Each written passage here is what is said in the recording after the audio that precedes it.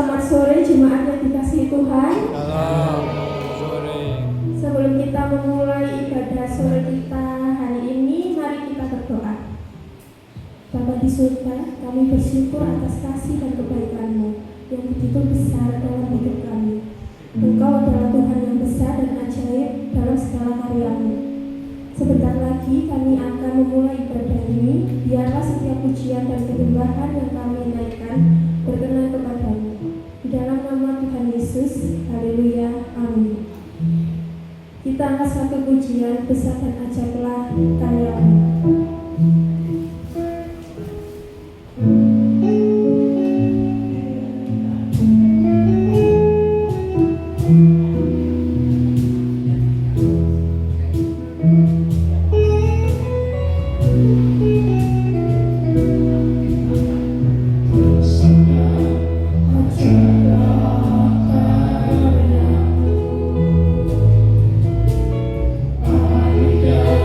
Tenanglah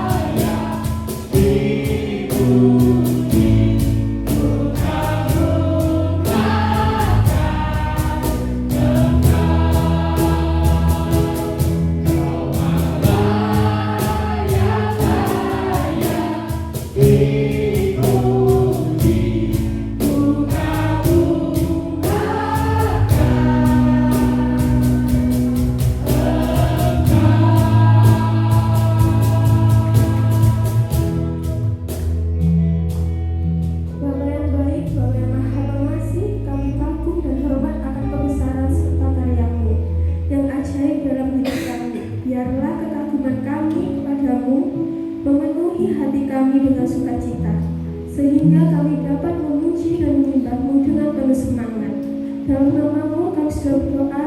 Haleluya. Amin. Masih semangat Bapak Ibu? Mari kita nyanyikan sukacita. Mari kita nyanyikan bersuka dalam Tuhan.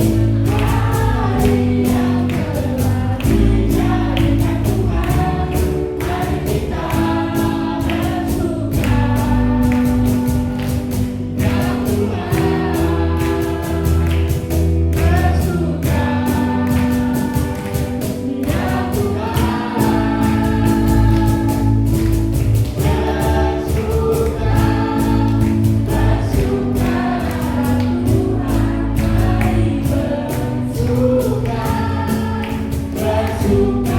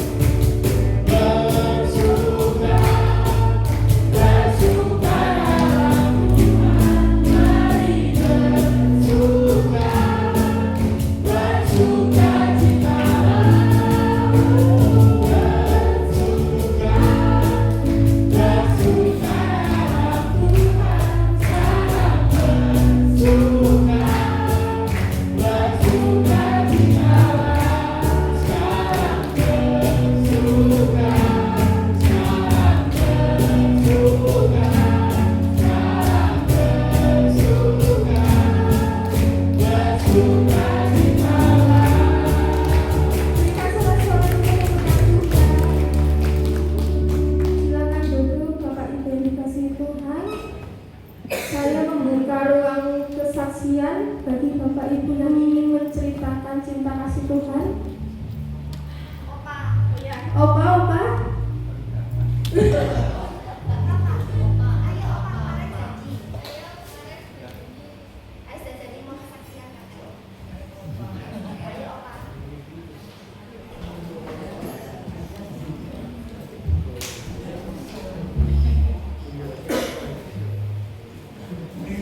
Shalom Bapak Ibu sekalian. Shalom.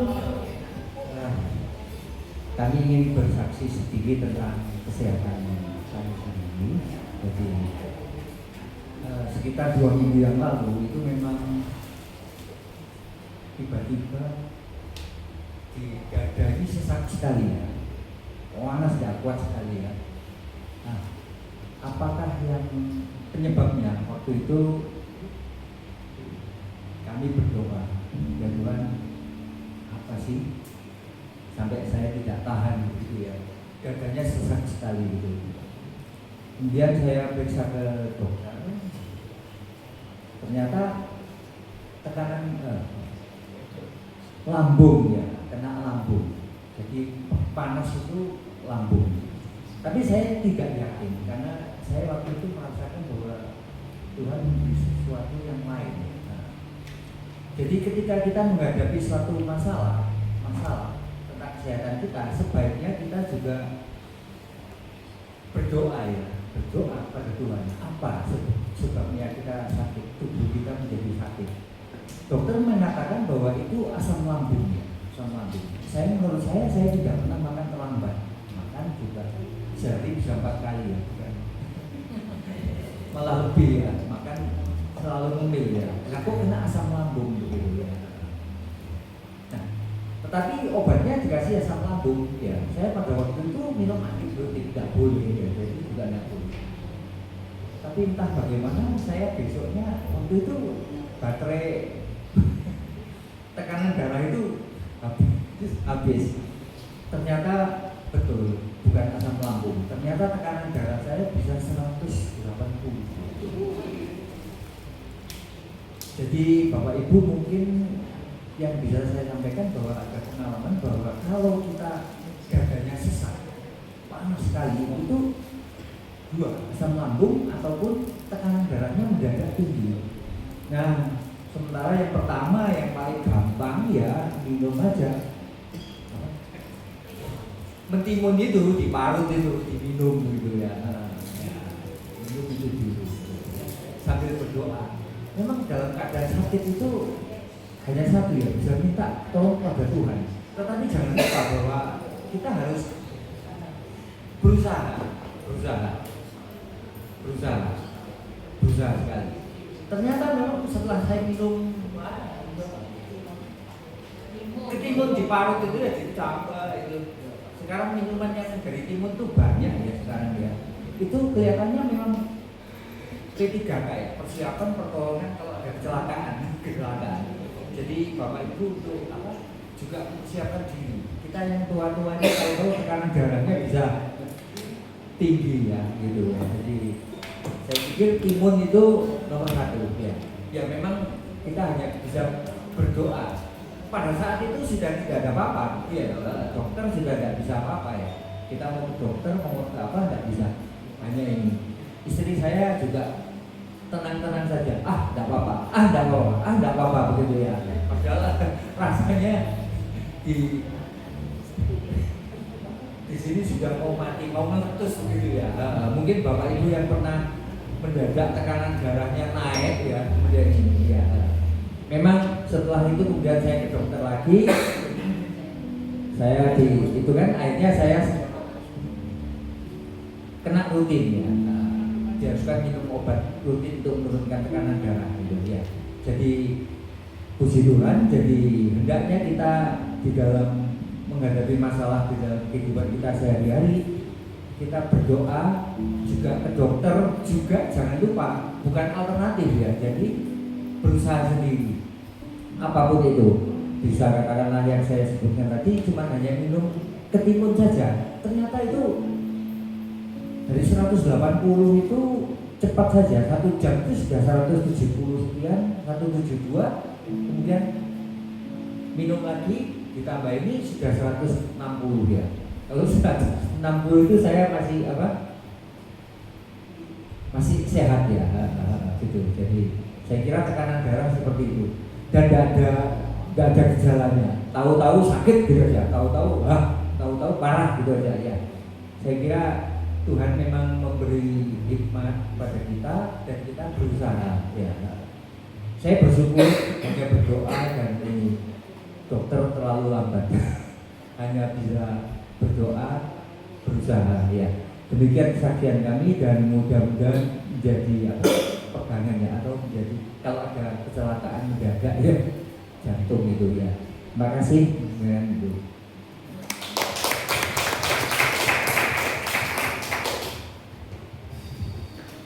Ada lagi?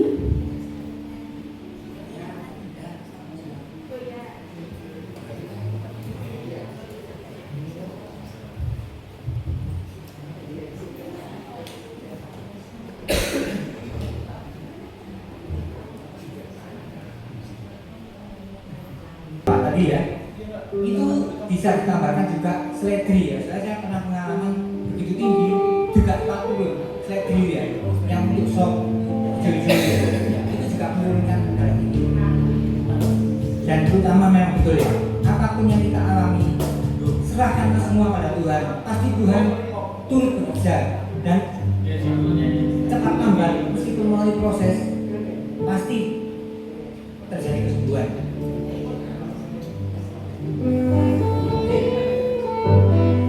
Apakah kau payah mencari-cari? Apakah kau payah berkeliling?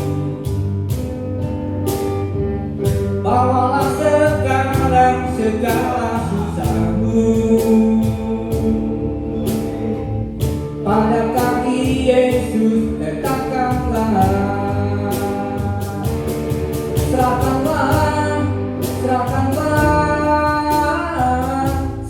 pada Yesus segala beban yang meninggi hidupmu. Serahkan pada Yesus, Dia akan ganti segala duka menjadi suka. Tak pernah Dia janji selalu kan panas, dan tak pernah Dia janji hanya ada hujan. Tapi Dia janjikan memberi kekuatan bila topan ganas melandamu. Serahkan pada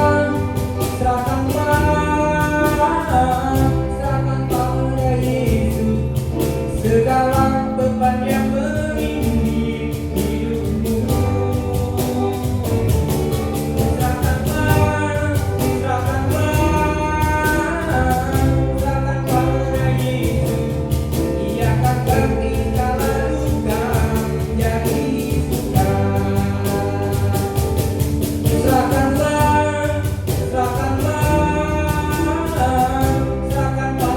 Yesus segala beban yang meninggi hidupmu. Serahkan pada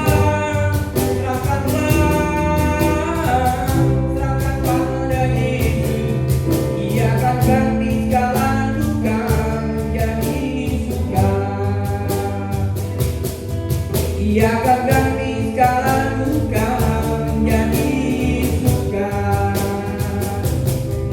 Ia akan ganti segala duka menjadi suka. Terima kasih, Tuhan memberkati.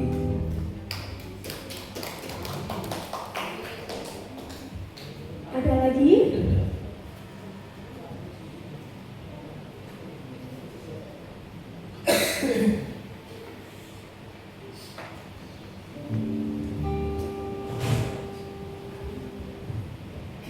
Shalom, selamat sore. Saya mau ngasih menyaksikan cinta kasih Tuhan, bagaimana Tuhan menolong saya. 2 minggu yang lalu saya kan pergi ke Batu, ke Kaleb, itu ada kebaktian Padang. Singkat cerita, saya punya teman itu setiap hari jalannya kan enak gitu ya. Tiba-tiba dia itu kakinya begini loh Pak, pincang. Terus saya tegur, loh kakinya kena apa? Kayak gitu. Kok kakinya kok benjol? Saya habis jatuh. Memang kalau dibuat salah, saya yang salah ya. Karena kenapa? Saya mau menyaksikan gini, karena saya semua sudah tahu. Terus akhirnya saya memang bilang gini, walah bosnya besok, saya dibuang anak baik besok, saya bilang gitu. Terus singkat cerita, dia itu nggak tahu cerita apa sama yang temennya yang satunya itu. Nah, tiba-tiba saya hari Rabu itu saya kebaktian, pulang turun dari angkot. Saya masih sempat bercanda sama teman saya, rebutan uang gitu loh. Nggak tahu yang satunya ini dia sembunyi di kios, bawa cabai itu cabai sudah kayaknya cabai bakso ya. Saya ditanya itu, saya kira saya ada masalah sama teman saya. Dia memang bilang gini, kamu ngomong apa? Terus saya belum jawab itu, langsung saya dipukul, langsung cerot kena mata saya, langsung kena mata. Terus akhirnya saya saya diantem Lombok, saya sempat gitu. Terus saya pulang, saya sama keluarga saya, ini langsung saya samperi di situ. Orangnya nggak ada, sampai saat ini saya nggak tahu. Waktu kejadian ini mata saya sudah sebelumnya belum tertutup ya, karena cabai aja kena tangan, bagaimana itu masuk ke mata saya. Saya sempat mau ke Hermina, ayo ke Hermina, ini sudah masuk ke mata saya sini. Terus akhirnya tertutup mata saya. Oh Tuhan, masa saya mau pijak, maaf katanya, kalau ada teman saya di sini nggak kelihatan. Oh Tuhan, masa motoku kati pijak Tuhan, saya bilang gitu. Tapi Tuhan itu baik, ngasih saya petunjuk, coba kompres sama es. Jadi mata saya sudah tertutup. Orang-orang ini sudah bilang, ayo ke Hermina, katanya. Terus akhirnya saya pelan-pelan saya gini-gini kan, saya bisa. Nah, inilah ya kesaksian saya. Coba kalau ke gereja katanya ada lagu-lagu ayo bergandengan tangan, kasihilah sesamamu seperti kamu mengasihi diri kita ya. Tapi kenapa mereka ngomongnya itu ngomong apa? Kalau nggak ngomong ada ketambahan omongan, nggak mungkin ya. Contohnya memang saya pernah disakiti dia, lebih pedas, tapi saya mendengarkan firman Tuhan. Nanti kalau kejadian ini pasti ada seperti ini. Itu sudah saya pendam 1 tahun lebih. Terus kemarin ini kejadian kemarin menyakitkan. Saya sampai putus asa. Kenapa Tuhan seperti ini Tuhan saya? Kayak gitu. Apakah sudah kehidupan saya terakhir hari ini? Saya sampai seperti itu. Minta tolong ya kan, kalau ada mereka kalau datang, takutnya begini kan, nanti kalau ada teman-teman ada salah ngomong tiba-tiba diserang, itu gereja mana? Iya toh, ini kemarin tuh saya sampai sempat laporan ke RT, tapi RT-nya orang Kristen, yang berantem orang Kristen, tapi mereka nggak ada. Seandainya kalau ini RT-nya Muslim, loh tiap hari kamu ke gereja kok berantem, kan sesama, iya toh. Itulah ini kesaksian saya sudah tidak malu, tapi Tuhan sudah menghibur hati saya. Waktu itu saya sudah aku mau ke kereta api, sampai dari situ saya, tapi banyak penghiburan dari saya. Ya, inilah kesaksian saya, karena saya sudah setiap duduk di mobil iya kamu diginiin ya, iya Pak, kamu diginiin ya. Saya memang jawab, iya begitu. Ini belum tahu, nanti saya kebagian yang di tempat yang lain, malah itu lebih kejam. Tapi saya harus bertahan. Tuhan selalu menolong saya dan menghibur hati saya. Terima kasih, Tuhan berkati.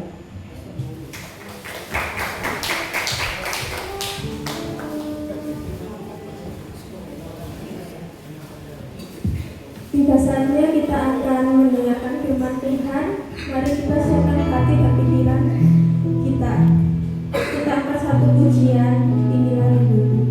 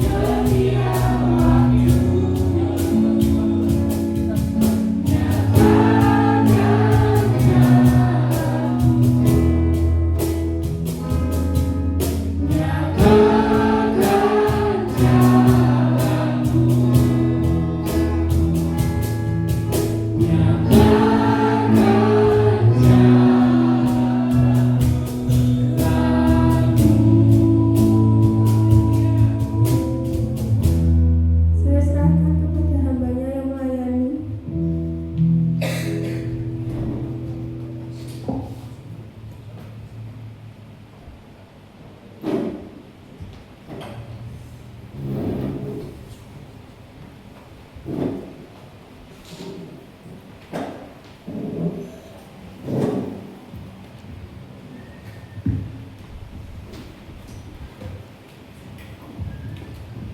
Salam dan kasih Tuhan.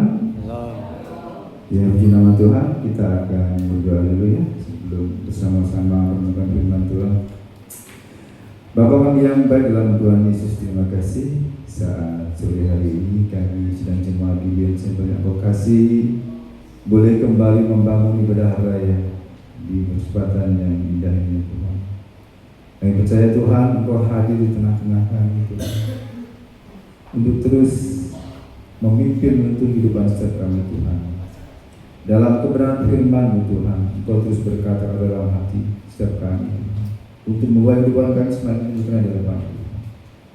Biarlah Tuhan buka mata hati pendengaran kami, Roh-Mu yang kudus memberikan hikmat daripada untuk kami Tuhan, supaya kami mengerti, memahami akan Tuhan firman-Mu dan hidup seperti apa yang Kau kehendaki, hidup dalam kebenaran firman-Mu. Terima kasih Bapa, kami ucap syukur dalam nama yang kudus Tuhan Yesus Kristus. Haleluya. Amin. Nah, puji nama Tuhan, Bapak yang kasih Tuhan. Masih semangat ya? Amin. Nah, dari kesaksian Ibu Sunati tadi ya, dan juga Bapak Santoso, Pak Jeffrey juga ya. Nah, dalam hal ini kita bersaksi untuk siapa? Kita bersaksi untuk Tuhan, tentang kebaikan Tuhan, tentang kasih Tuhan. Ya, seluruh aspek kehidupan kita Tuhan yang menggerakkan. Itu yang seharusnya.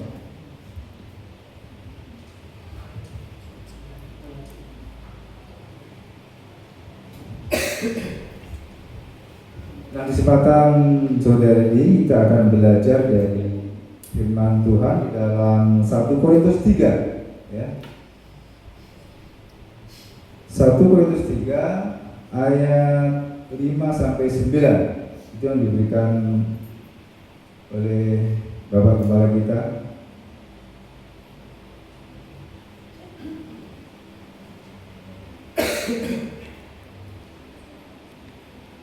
Ya, 1 Korintus 3 ayat 5 sampai 8.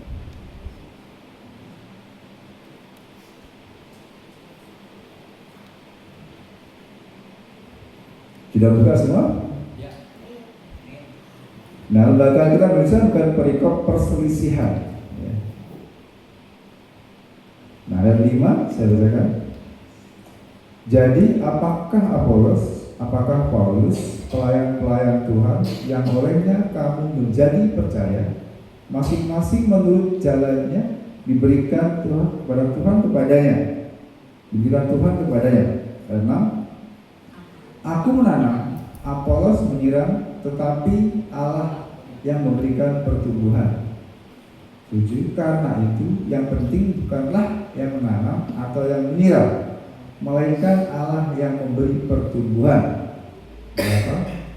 Baik yang menanam maupun yang menyiram adalah sama, yang masing-masing akan menerima upahnya sesuai dengan pekerjaannya sendiri.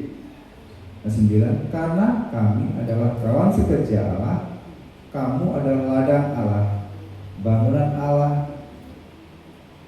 Amin. Nah, Bapak dikasih Tuhan, ayat ini tertulis ketika Rasul Paulus melihat perselisihan jemaat di Korintus.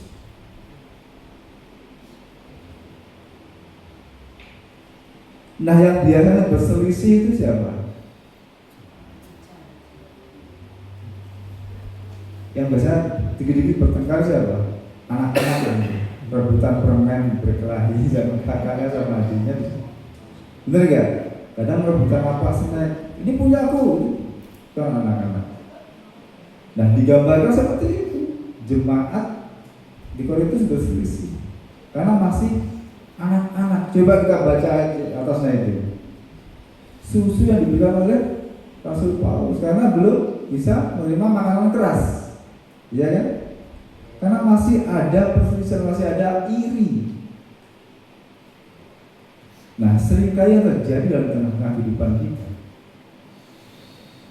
baik dalam berjemaat maupun dalam kehidupan kita di tengah-tengah masyarakat,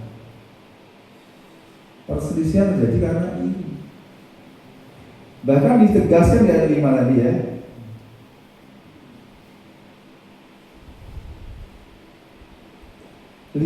Jadi apakah Apolos, apakah Paulus pelayan-pelayan Tuhan yang olehnya kamu menjadi percaya, masing-masing menurut jalannya diberikan Tuhan kepadanya. Nah, kita siapapun di sini, yang di depan ya boleh, bahkan siapapun, kita semua adalah hamba Tuhan. Nah, ketika melayani Tuhan, satu misal di depan untuk menyampaikan firman, siapapun, baik saya, Ibu Nika ataupun yang lain, kami ini hanya hamba Tuhan seperti Bapak Ibu Saudara, semua sama, kapasitas kita sama, hanya menyampaikan firman, menyampaikan apa yang Tuhan mau untuk disampaikan pada jemaat. Makanya disebutkan Apolos ya, nama Paulus yang menyiram, tetapi Allah bilang pertumbuhan.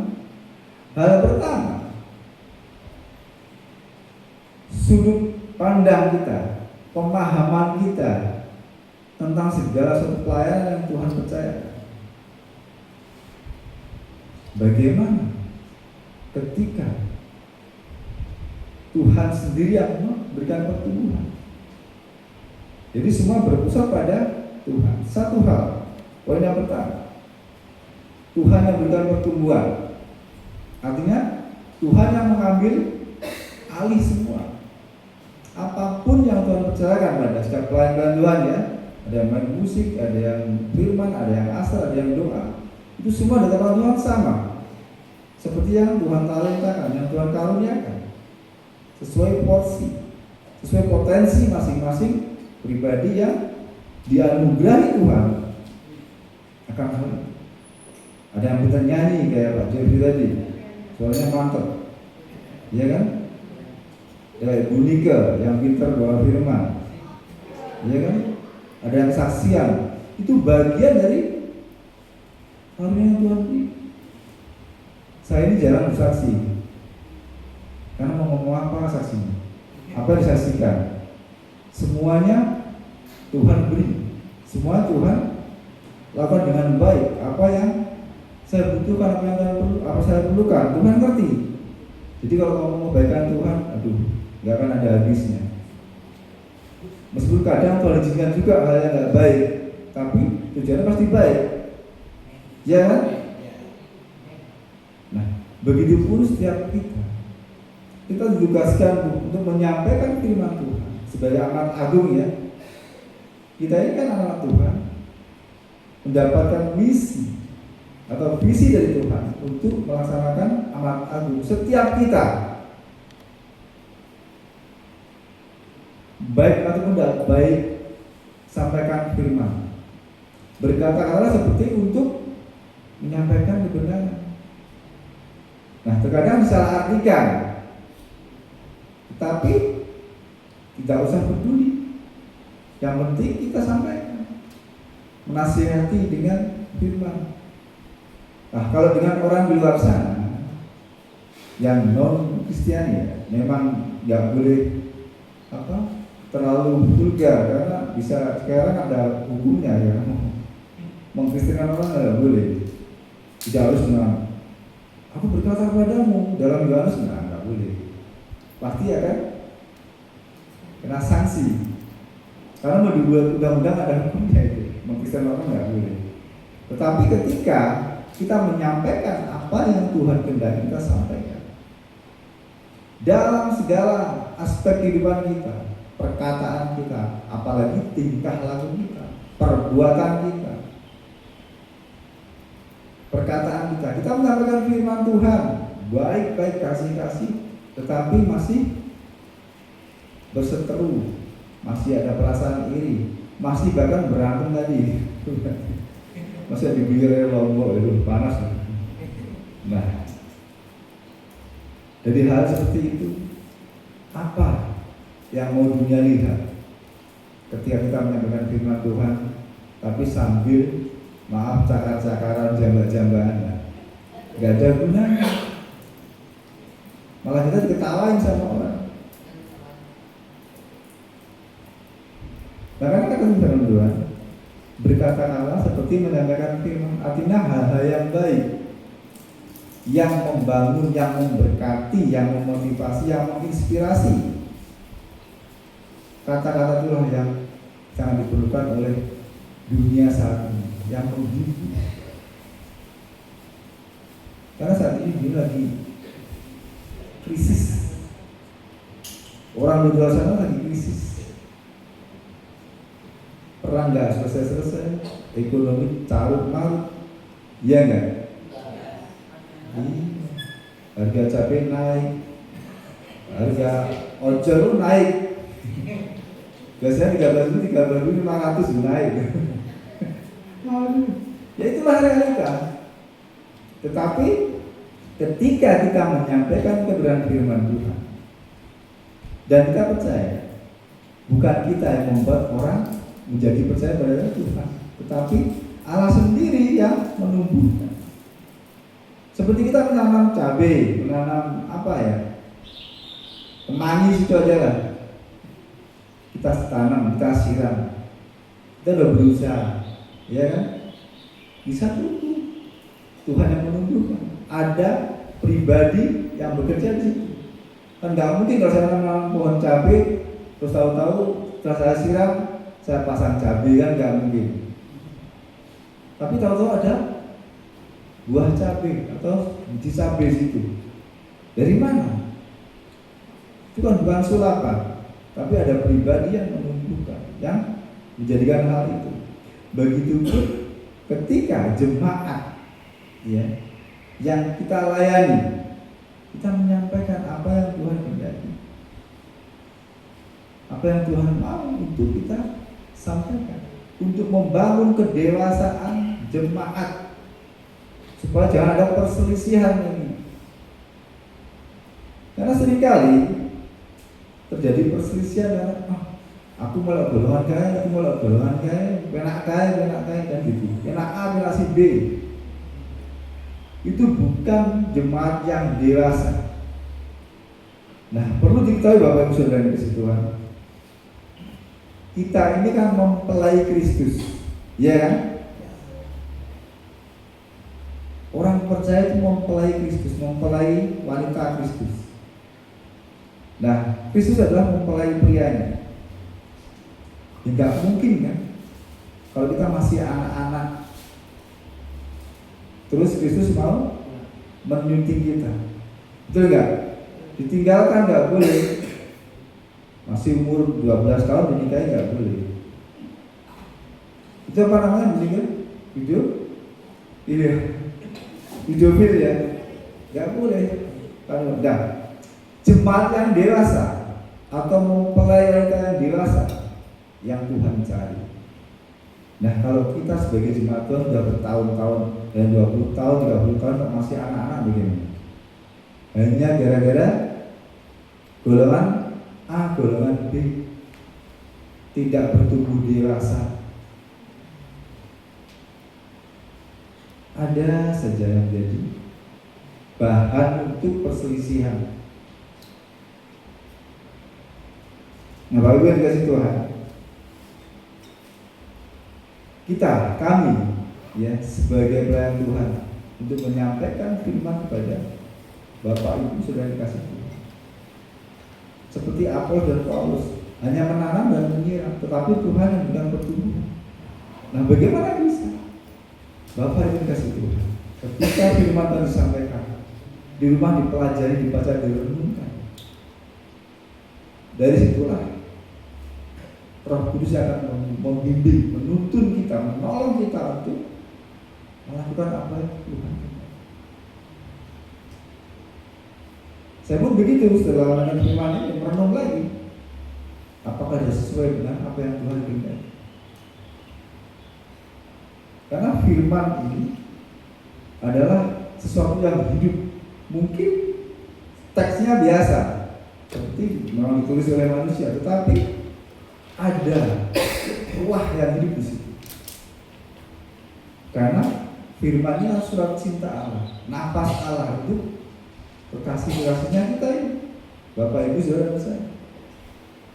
Nah, hal pertama Bapak Ibu kasih Tuhan, jangan melihat, jangan memandang, jangan mendengar siapa yang menyampaikan firman, tetapi apa yang disampaikan. Jika itu baik membangun kedewasaan iman kita, ayo kita renungkan dan kita lakukan apa yang Tuhan mau. Karena jika seorang Kristen tidak hidup berlandaskan firman Tuhan, artinya melakukan firman Tuhan, bukan hanya mendengar, merenungkan, banyakkan merenung, lupa, tidak dilakukan, yang susah lagi. Ya kita jadi orang Kristen anak-anak.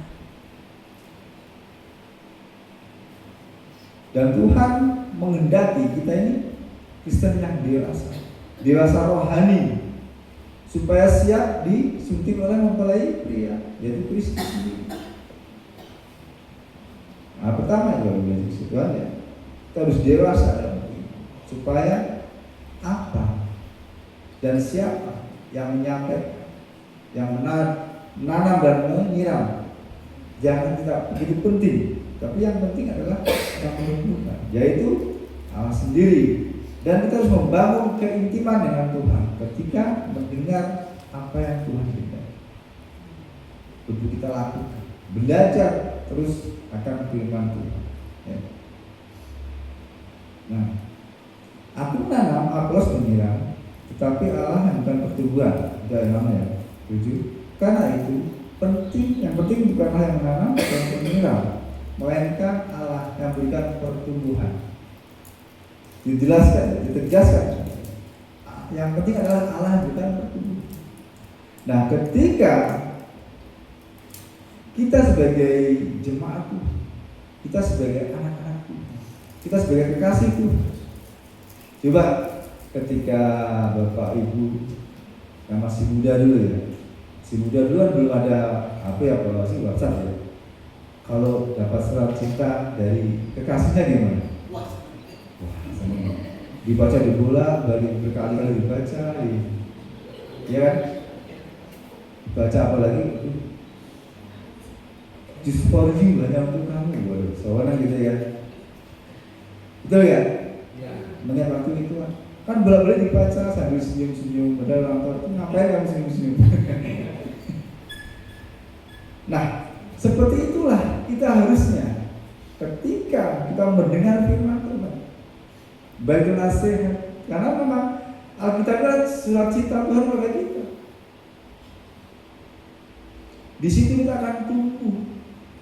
Karena ketika kita menerima surat cinta dari kekasih kita, senang, aduh, dipuji, kadang nasihat ya, Mas kamu jangan seperti ini ya, begini, maunya aku kamu seperti ini, begitu dan sebagainya. Nah, pasti kita melakukan kan? Ya enggak, kalau kita, Mas nanti kita ketemu ya pakai baju ini, pasti kita akan melaksanakan itu kan? Itu sama kekasih, apalagi sama Tuhan, harus seperti itu.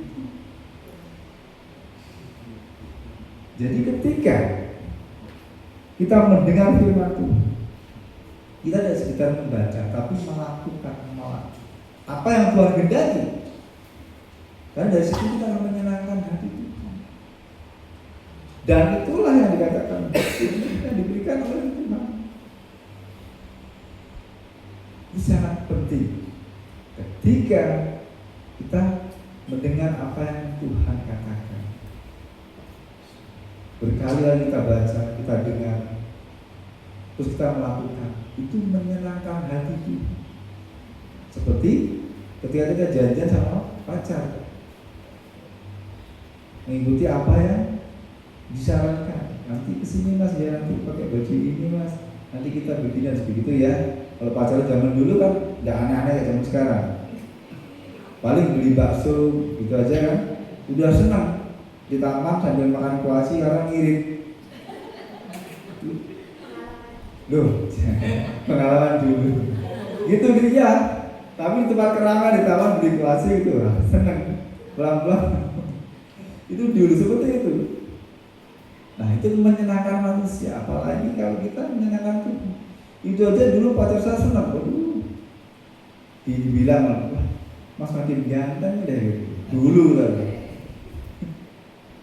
Apalagi kalau kita menyenangkan hati Tuhan, pasti Tuhan akan memperhatikan.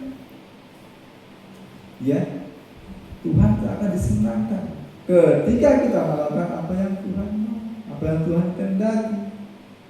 Karena memang tujuan Tuhan menyampaikan firman-Nya ini untuk membangun kita, untuk mendewasakan kita, supaya kita ini layak dan siap dipersuti oleh Tuhan. Nah terkadang sekarang banyak jemaat yang seperti itu, ya, di gereja seperti malaikat memuji Tuhan, mendengar firman Tuhan dengan serius, ya kan? Keluar dari pintu gereja, kesenggol temannya, amal, kan gitu. Kadang begitu, tapi di sini nggak ada kan? Di luar sana banyak, di sini nggak ada. Amin ya, nggak ada kan? Loh itu realita di mana? Dulu pernah gini, teman sepelayanan dari dulu ya. Nah begitu keluar dari pelayanan kan, udah luar biasa. Begitu keluar dari pelayanan di gereja saya di sana, ya kan? Sepionnya tersenggol kan cuma mungkin sedikit ya. Musuh-musuh berat lagi. Terus, tadi kamu baru melayani Tuhan, kok mulutmu seperti itu? Diem. Tidak bisa gitu. Kamu di dalam gereja seperti malaikat, di luar setan gitu. Itu banyak di luar sana. Nah, nggak boleh seperti itu. Karena Tuhan mau dalam kehidupan setiap kita, pribadi-pribadi yang sudah dimenangkan, sudah ditebus oleh darahnya, kita ini menjadi kekasih-kasih Tuhan yang menyenangkan hati Tuhan di dalam seluruh aspek kehidupan kita. Baik di tengah-tengah pekerjaan, di tengah pelayanan gereja, di tengah-tengah masyarakat. Jadilah pribadi seperti Kristus aja. Makanya hendaklah kita punya pikiran dan perasaan seperti Kristus.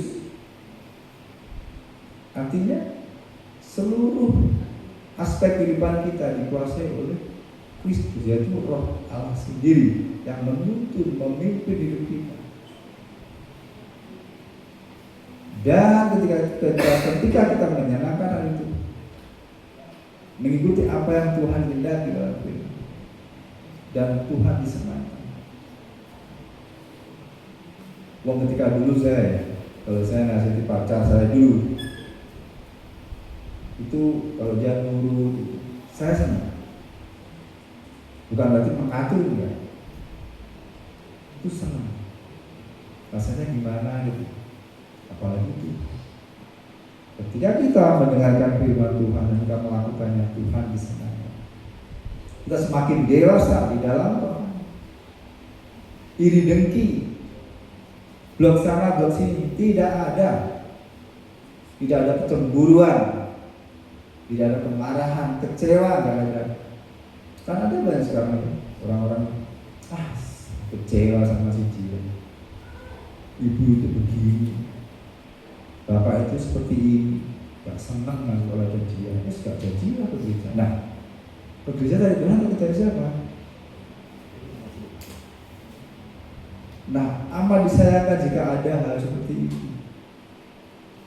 Karena ada si A, karena gak suka, karena mungkin pernah dikecewakan kita. Hingga ada si dia, si itu gak jadi ke gereja, gak jadi beribadah. Hanya karena ada si dia gak mau. Kita bicara dalam dari segi yang dari itu seharusnya seperti itu sikap yang kita miliki. Mau orang gak senang sama kita, yang penting kita cari Tuhan. Tapi boleh dikoreksi, orang gak senang sama kita karena apa? Karena orang itu iri atau memang karena kita yang sering orang itu. Terkadang perlu mengoreksi diri ya. Kenapa orang itu tidak dengan kita itu kok seperti antipati atau nggak suka atau apa? Perlu koreksi. Nah, ketika kita sudah mengoreksi diri, tidak ada hal yang salah melakukan. Kenapa orang seperti itu? Berarti memang dia itu punya perasaan ini. Nggak tahu dirinya kenapa. Lebih baik datangi aja, ditanyakan kenapa kok seperti ini. Padahal dulu kan dia itu lebih baik daripada diam-diaman sama Tuhan. Diam-diaman kan nggak bagus. Sama-sama anak Tuhan, sama-sama ke gereja, masuk gereja sama-sama masuk di gereja yang sama. Yang satu nyimpang kiri, yang satu nyimpang kanan. Kalau datang muka saling berpaling, ya kan jadi aneh. Kalau ada seperti itu, apalagi tidak ada berusaha, nggak akan ada damai sejahtera. Di situ nggak akan ada Tuhan. Karena Tuhan itu cinta damai. Karena Allah sendiri adalah damai sejahtera. Ya, lebih dari situ Tuhan. Yang kedua lagi, ketika kita mendengar nasihat Tuhan, kita menyenangkan Tuhan dengan tindakan-tindakan yang kita lakukan untuk kembali kita menjadi semakin dewasa. Karena Tuhan akan mempersunting mempelai wanita yang sudah dewasa. Itu yang perlu kita perhatikan. Dalam kedewasaan ini bukan kedewasaan secara fisik, tetapi iman yang dewasa itu yang Tuhan cari. Makanya ada laguan, adakah imanku temui di dunia ini ketika aku datang.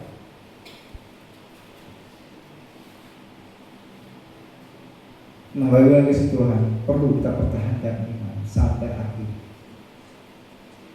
Dan bukan hanya sebuah perkataan atau lisan, tetapi satu tindakan yang real, di mana seluruh kehidupan kita, aspek kehidupan kita itu menyatakan firman Tuhan. Karena orang Kristen ini adalah kitab-kitab yang terbuka. Nah, bagaimana Tuhan ya. Dan yang ketiga, nah, baik yang menanam maupun yang menyiram adalah sama, dan masing-masing akan menerima upahnya sesuai dengan pekerjaannya sendiri. Karena kami adalah kawan kerja Allah, kamu adalah ladang Allah, bangunan Allah. Nah, Bapak dan kasih Tuhan, sidang jemaat ini adalah ladang Tuhan. Dunia ini adalah ladang Tuhan, bangunan Tuhan. Nah, kita ini adalah para pekerja, para penuai, di mana ketika kita sebagai orang percaya menjalankan amanat agung, kita melakukan pekerjaan Tuhan di tengah-tengah dunia. Banyak tuayan di dunia ini, banyak tuayan. Orang-orang di luar sana belum mengenal Kristus itu perlu dituai. Itu yang Tuhan mau kita kerjakan. Nah, kita ini pekerjaan-pekerjaannya Tuhan.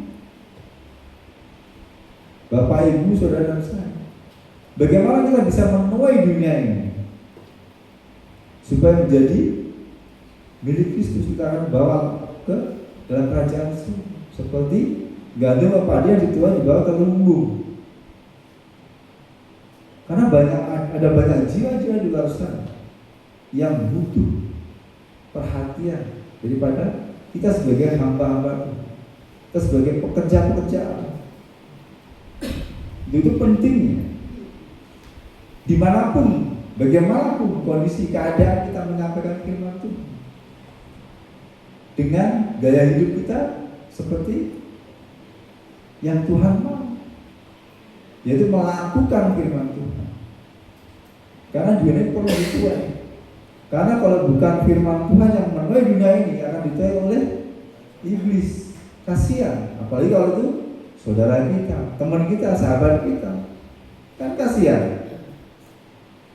Itu kita perlu untuk menuai. Dan ketika kita sebagai pekerja Allah, dalam kata tadi ya, baik yang menanam atau yang menyiram adalah sama, dan masing-masing akan menerima upahnya sesuai dengan pekerjaannya sendiri.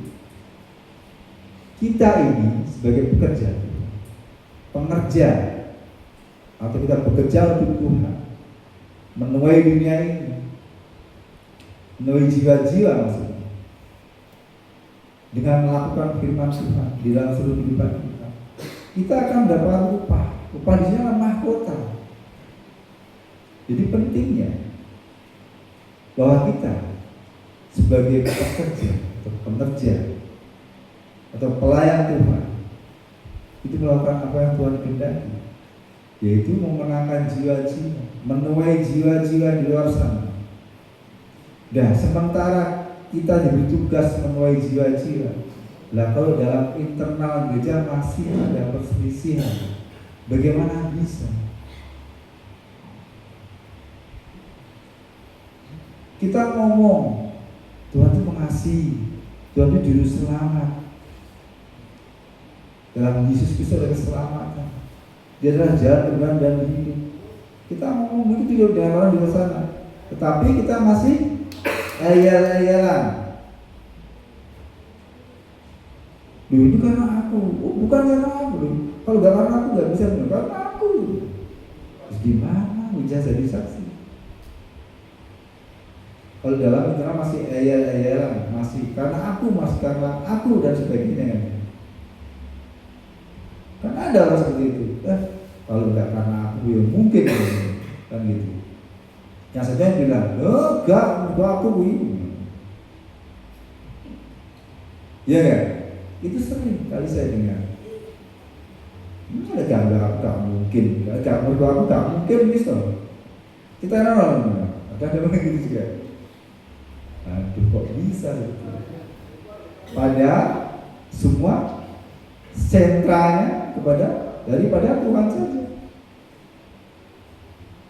Manusia yang dipercaya, kita pada Tuhan dipercaya, diberi kemampuan, diberi potensi, dikaruniai kemampuan untuk kita melakukan pekerjaan Tuhan. Tetapi bukan karena kekuatan kita, tapi semua karena Tuhan sendiri yang melakukan. Begitupun dengan menuai jiwa-jiwa di luar sana. Ada banyak jiwa yang perlu kita tuai. Kita lakukan apa yang Tuhan kehendaki. Bukan hanya dengan perkataan, tapi dengan tindakan, dan seluruh aspek kehidupan kita harus mencerminkan kedewasaan rohani, di mana Kristus yang memimpin seluruh kehidupan kita. Lalu yang kasih Tuhan. Karena sekarang banyak, usianya udah 60 ke atas, ya, 50 dan sebagainya. Tapi kerohaniannya masih anak-anak. Itu amat disayangkan. Bertahun-tahun jadi orang Kristen, mungkin sejak tradisi, jadi tradisi Kristen ya, karena banyak Kristen, bapak Kristen juga anak-anak Kristen. Tapi berhenti di situ. Kristen budaya, Kristen tradisi keluarga. Jadi Kristen, jadi anak Tuhan katanya. Omongannya sama aja dengan orang dunia. Tingkah lakunya pun nggak berbeda. Terus yang membedakan mana?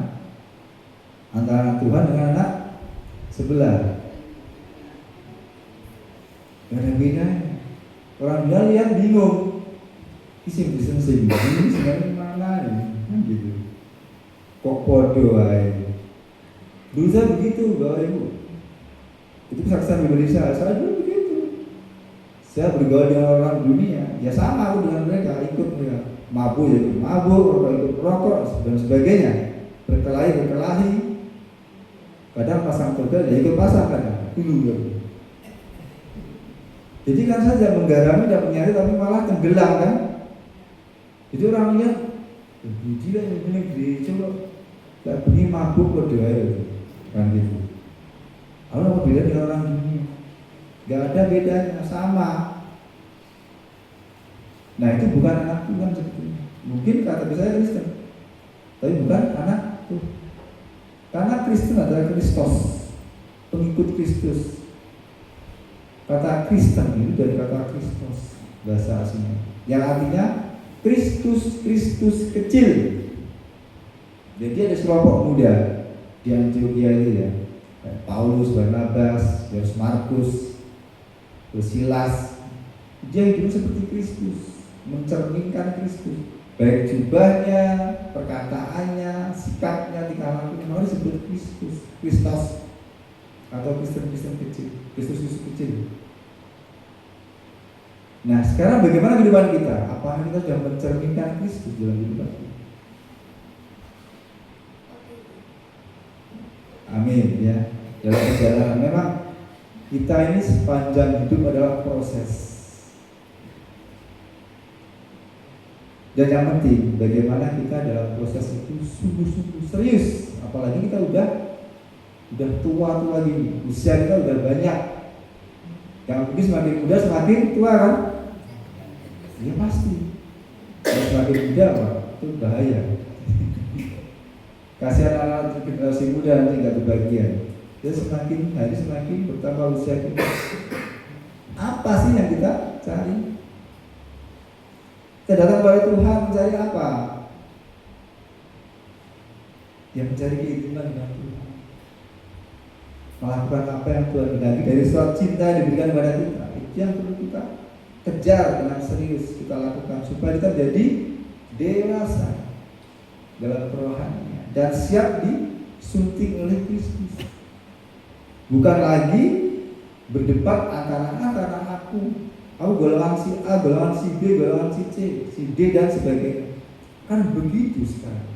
Coba perhatikan di YouTube itu. Gereja A, gereja B, gereja D sampai Z. Ya nggak sama,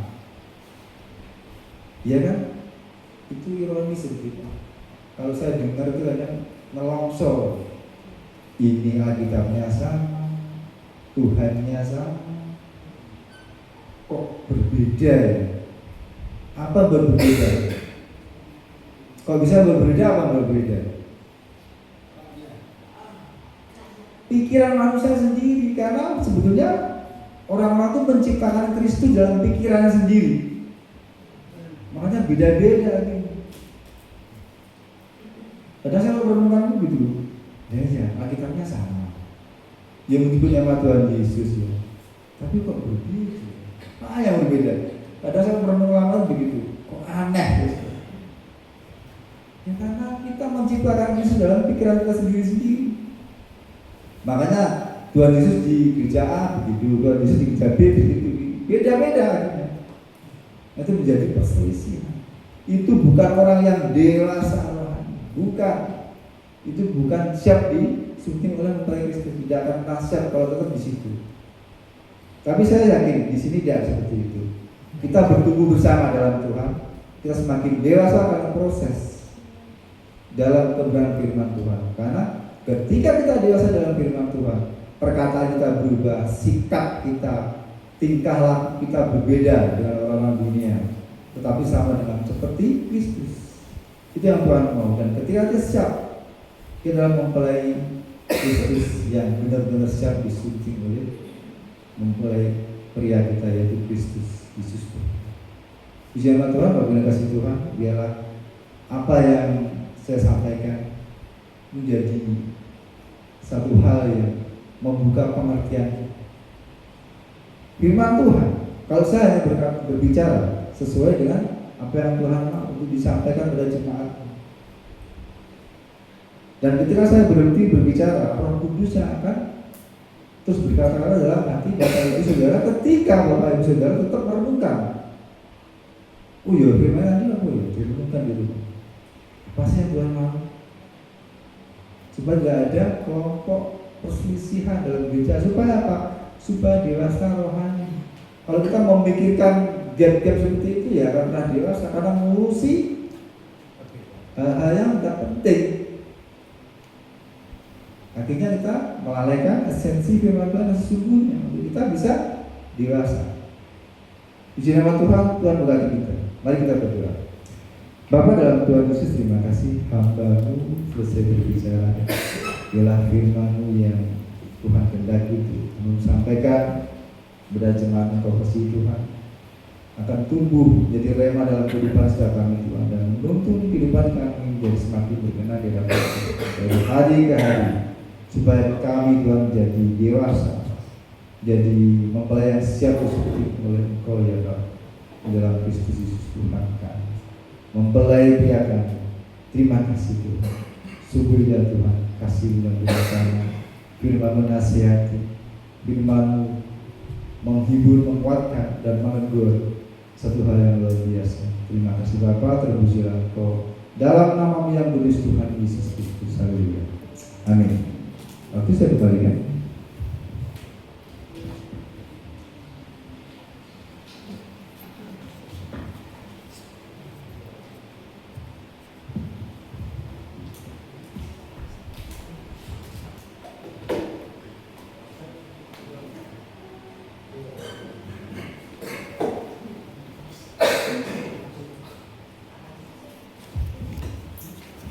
Puji nama Tuhan, diberkatilah firman pada sore hari ini.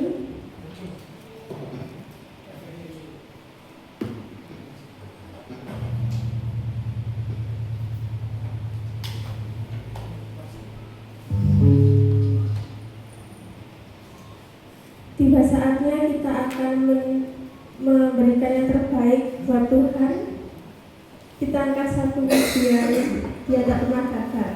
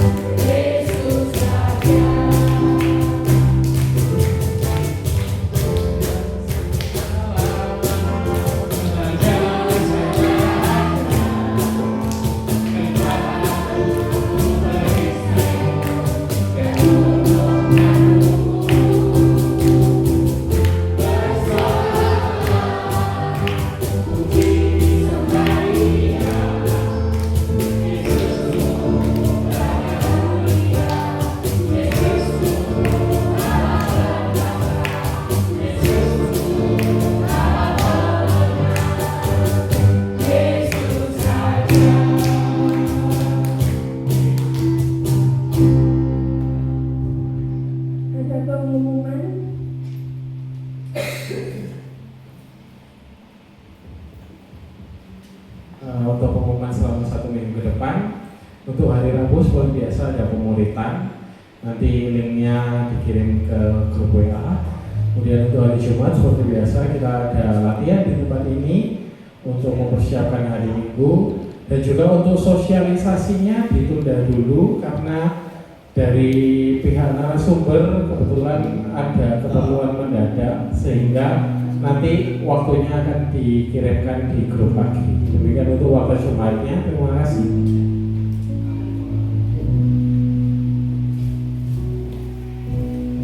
Saya undang untuk Bapak Ibu bangkit berdiri. Sebentar lagi kita akan mengakhiri ibadah sore kita.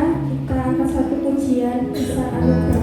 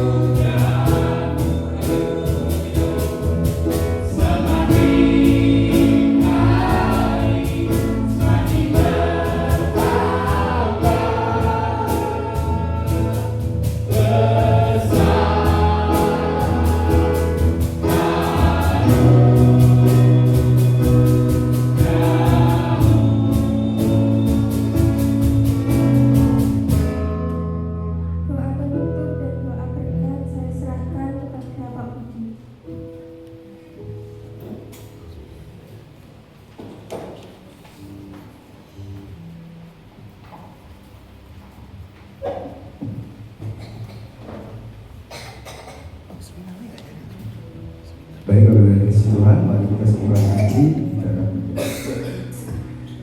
Bapak kami yang baik dalam Tuhan Yesus, terima kasih kembali kami ucap syukur kepada saudari Tuhan.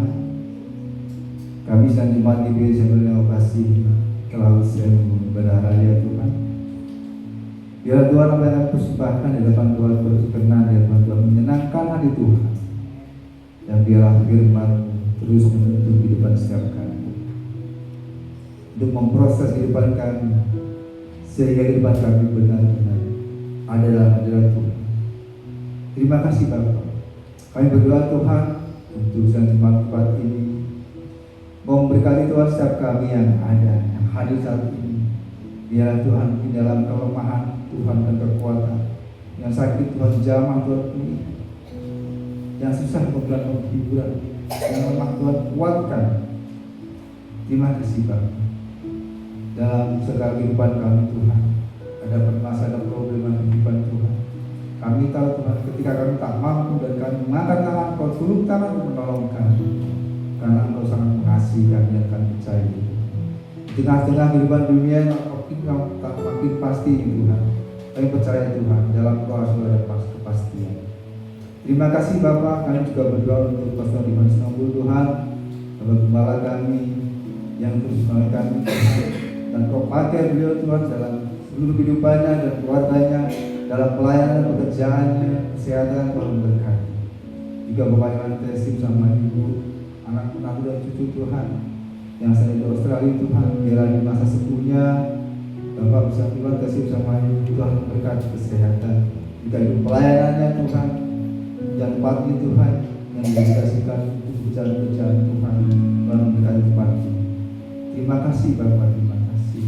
Dan ucap syukur dan doa Tuhan, kami serahkan Tuhan bangsa negara kami Tuhan yang saat ini berkeadaan ada pasti Tuhan.